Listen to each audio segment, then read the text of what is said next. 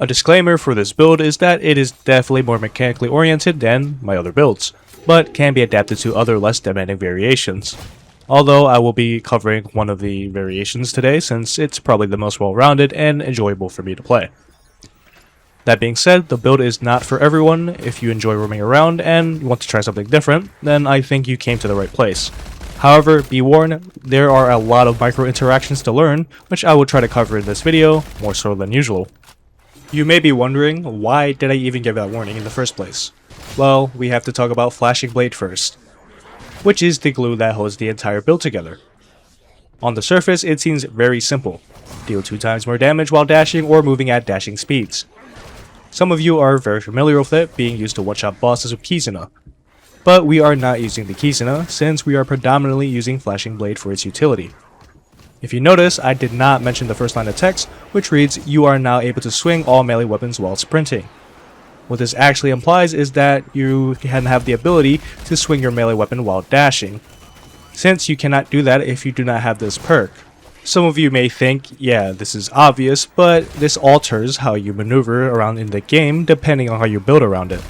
Before I tell you how this skill can morph how you interact with the game, let me explain how most builds, specifically Royal Flush builds, are usually played. So, the most common melee weapon used on Royal Flush builds is the Vagrant Blade. This weapon has very good base stamina, stamina regen, and okay damage.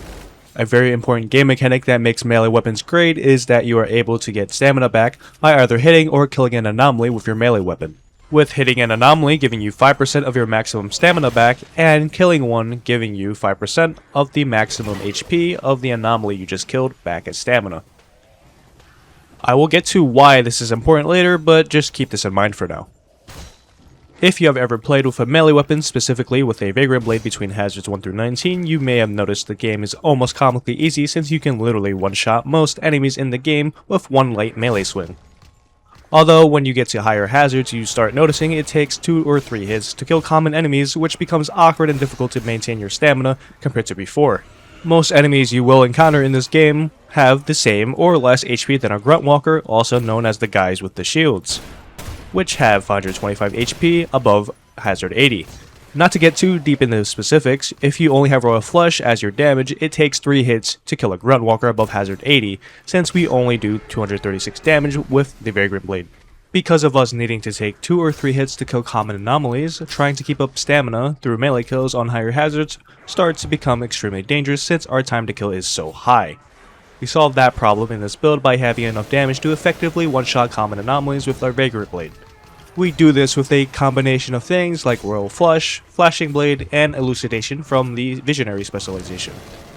There are other perk and specialization options that can be used, but for this build, a single dash swing deals around 660 damage, which is more than enough to kill a Grunt Walker above hazard 80. Now this is a big deal since we very rarely need to stop and stay to hit a Grunt Walker 2 or 3 times, but instead just dash towards them or past them while swinging. If we manage to kill them with that swing, we will get 5% of the anomaly's max HP as stamina on kill combined with the stamina on hit, which is 5% of the melee's max stamina. Even if you spent stamina on the dash, which is 10% of your maximum stamina, which is 13 in this case, we will always gain 32 or 33 stamina on a Grunt Walker kill, with 6.25 stamina coming from the hit on the Grunt Walker and 26.25 from killing the Grunt Walker above hazard 80 respectively. The importance of being able to dash and kill in one motion is hard to quantify without experiencing it firsthand. There are a lot of nuances and micro decisions to be made when playing Flashing Blade. What I just gave here was the bare bones of one singular interaction, which branches off to other, smaller interactions like being able to one-shot Nightwalkers with a heavy melee swing while dashing.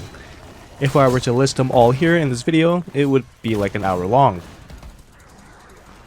The next perk is Adaptive Arsenal, which synergizes with Flashing Blade. The reason why Adaptive Arsenal synergizes so well with Flashing Blade is due to how quickly you can kill with your melee weapon. Since normally you would want to use your melee weapon when roaming about, and since Flashing Blade allows us to kill fodder enemies in one hit, it allows our guns to deal more damage to targets we don't want to melee. Once you get comfortable with this type of playstyle, you can manipulate the timing of the damage buff to be useful on bosses and mini-bosses. Do keep in mind the uptime for Adaptive Arsenal is higher while roaming, compared to holding down an area with your teammates since you actually need to kill them with your melee. This is considering our main objective is to roam around and do anchors or just help with mini bosses. The next perk is Royal Flush, since we are actually going to need every single upside it provides. The downside of this perk is heavily mitigated by our melee stamina economy more than usual. Speaking of stamina economy, Boundary of Life is hands down one of the strongest defensive layers with Flashing Blade. It allows us to maintain stamina, positive interactions even if we get hit during our dash. Since on higher ping servers I do find myself taking hits I otherwise would not have taken on lower ping servers. This allows us to have an extra buffer and be stamina positive in trading with anomalies. As you can see in the background footage, I am playing above 300 ping and I still gain stamina even though I get hit. The reason for this is because stamina damage taken does not scale with the anomaly's damage in the current game state. The next perk is Anarchist, since the chain reaction explosions are just extremely stupid. It makes being able to uncorrupt anchors easier and makes killing a horde with a single shot or a swing a common thing. Killing an entire horde on the screen for only 3 kills is a very ridiculous prospect to have in a horde shooter, but hey, it's fun and they can't kill you if they are dead, so. Now let's talk about the most controversial thing in this build, which is the Selenic Silencer. Despite its clunkiness, its damage efficiency still remains among the best for the amount of skill points invested. This is the primary reason we are using Royal Flush in this build because this thing will kick even with Royal Flush. This gun suits our build's playstyle of needing to get damage out as quickly as possible with our adaptive arsenal buff. Since the Selenic Silencer is able to shoot out 18 bullets in about a second, we have some breathing room to kill a random mob, to activate our adaptive arsenal, then mag dump a boss, and then be on our merry way. The final perk is something you are probably tired of hearing, but H-Will Transmitter is the best here, at least for me. Since in solo you don't have the best crowd control to solo anchors like Technician or Specialist. Then for multiplayer it's just nice to have instant reinforcements and just more leeway for anchors in general. For this build in particular we are using Visionary, and for Specializations we are using Propagation since the other two don't necessarily do anything. The way we are using the flare launcher is for burst healing or burst damage. Having 4 of them provides greater output. If supply stations or tac boxes do not exist for whatever reason, the other 2 specializations are considerable. Our tier 2 specialization is Acclamation, because Free Dexterous is great to lessen the chance you die while using equipment or swapping weapons. The other 2 specializations are a bit too slow for how fast the current pace of the game is. Although the other 2 specializations are not bad options, but for this build in particular, Acclamation is certainly better than the other 2. The tier 3 specialization is non-negotiable sadly, because for this synergy to work we need the 1.4 times damage multiplier from Elucidation. Since we don't have much damage amplification from skills, Elucidation allows us to meet one-shot breakpoints on Grunt Walkers with the Vagrant Blade combined with Royal Flush. The final specialization is Consolidation, since I found it to be very nice to heal off chip damage from anomalies, heal teammates, or even just help or do anchors. Consolidation can be used to make boss kills easier since you can essentially pop the flares right under yourself, making the risk of dying from something else really low. Overall, this specialization is very reliable in most cases, but a case can be made for the other specializations. The Loadout I typically run is a TAC 590 for the first primary slot, the Selenic Silencer for the second primary, the Vagrant Blade for the melee, 2 nano grenades for the anchors, and Invo Combat Stims for the last equipment slot. The TAC 590 is just the best overall gun due to its ammo efficiency for general use and decent damage, although it doesn't matter as much what you use here, to be honest. The Selenic Silencer is an absolute must though, because you need to kill bosses in a timely manner. The Vagrant Blade is simply the best overall melee weapon for Royal Flush in the game currently, as explained from earlier. We need 2 Enforcer Nano Grenades because Consolidation is not enough for soloing anchor corruptions most of the time, since the smoke only lasts for 8 seconds compared to the 12 seconds from the Enforcer Nanos. The Invo Combat Stims are needed because the recoil for the Selenic Silencer is a little bit insane, even with Royal Flush.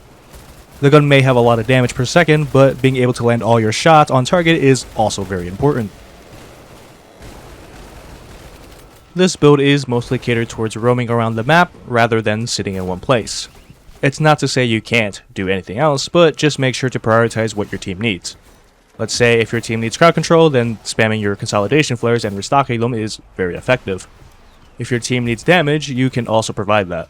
But do keep in mind, you are obviously not a Volga or Kizuna build.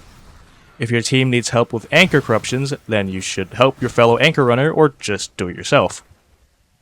For the actual micro interactions, you will definitely need to experience them yourself. Although I will give some important ones like try to avoid blade walkers in melee. I highly recommend shooting them at a distance or stunning them first and switching to your primary to finish them off. Don't be afraid to use 1 or 2 consolidation flares on yourself if you get chipped down below 40 HP, since for Royal Flush builds, 40 HP is low enough to die before you can react to most things.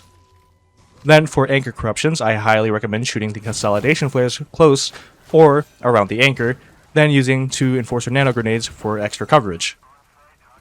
There are other things like breakpoints against other enemies and other smaller things that I did not include in this video.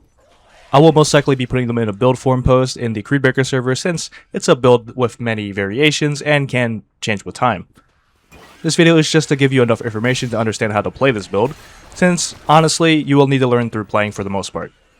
Anyways, this heat wave is stupidly hot, so see ya later, probably.